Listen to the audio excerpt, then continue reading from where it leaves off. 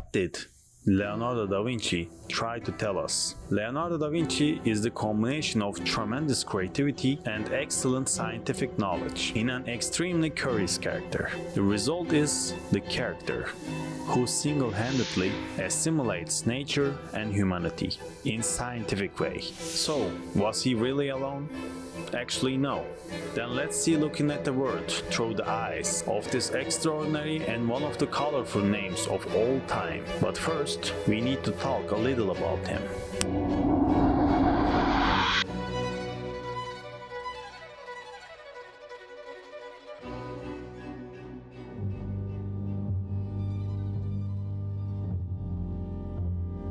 To understand the period in which Leonardo lived, it is necessary to understand the Florence of the 15th century. At that time, church domination began to disappear, art and science became free. In this period that started the Renaissance, the way people looking at the world was changing. People realized that some of the things taught under religious pressure are really wrong, and they turn themselves to observation, science and art. This is in such an environment that Leonardo da Vinci appears on the stage. In order for a genius at this level to emerge, many lucky environments must coincide. The fact that the age he lived in was Renaissance, and the city he was born in was the pioneer of this event, that is, the Renaissance emerged here. Such a coincidence revealed geniuses.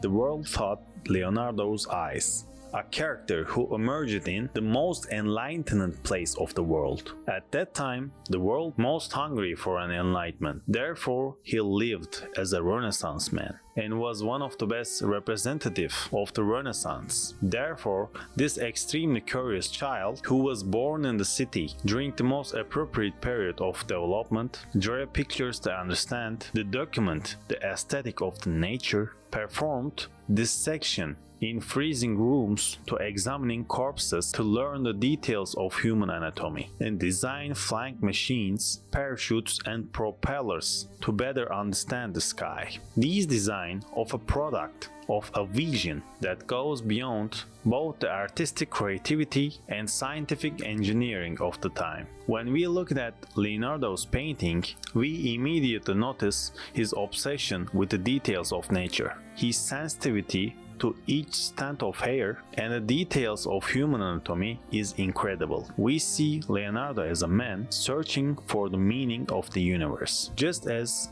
we cannot solve the misery of Mona Lisa, one of his most famous paintings. It is also not possible to fully understand his philosophy of life. When we look at the quotes and examples from the Leonardo da Vinci's notes, Leonardo stands out as a thinker. In his notes he says, all knowledge is in the mind of the knower. In his words, science and art represents two separate paths that feed each other. This reminds us that we need to build bridges between our own fields, a character who puts no chain on himself.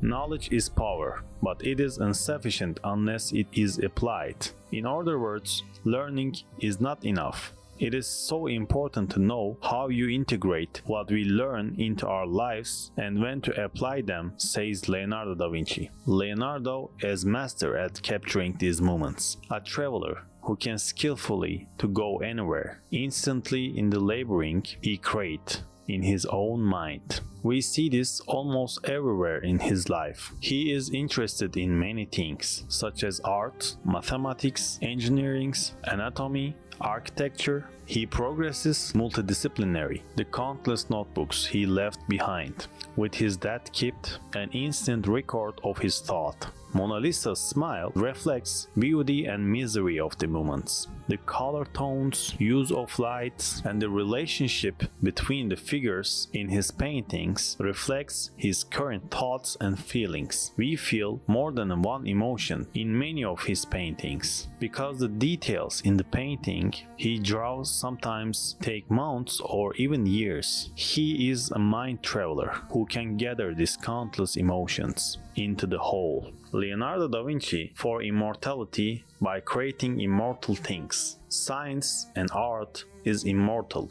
Ideas can never be destroyed. Maybe that's what learning about nature was for. Because nature is the only thing that can be studied to understand why we exist and what will happen next. Leonardo knew that learning was not just an individual endeavor, but could also more meaningful when shared with others. Leonardo saw painting as part of a quest for immortality, because works of art were tools that carried information and ideas forever. This bond between learning and art is also full of depths. La vita è breve e l'arte è lunga. Life is short, but art is long. Although Leonardo da Vinci's works were generally individual, he was also a very balanced team player.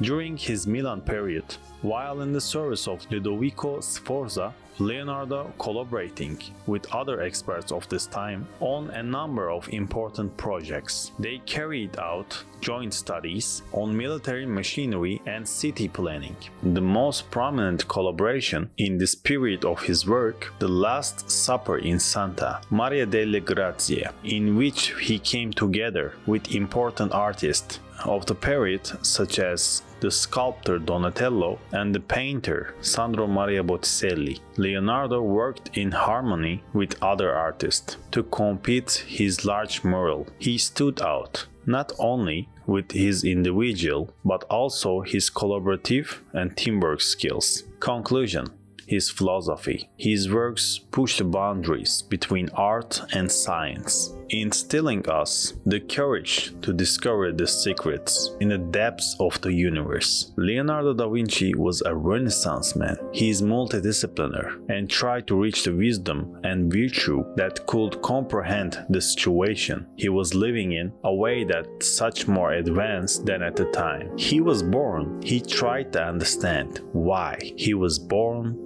He dies, but his question could not die. He probably knew this would happen, and he became one of those who understood nature best. He added a simple aesthetic he received from nature to science, and used what he learned from science. While examining nature, he tried to understand and explain where the real value is, and he said, "Learning is the only thing that mind never exhausts, never fears, and never regrets." Leonardo da Vinci.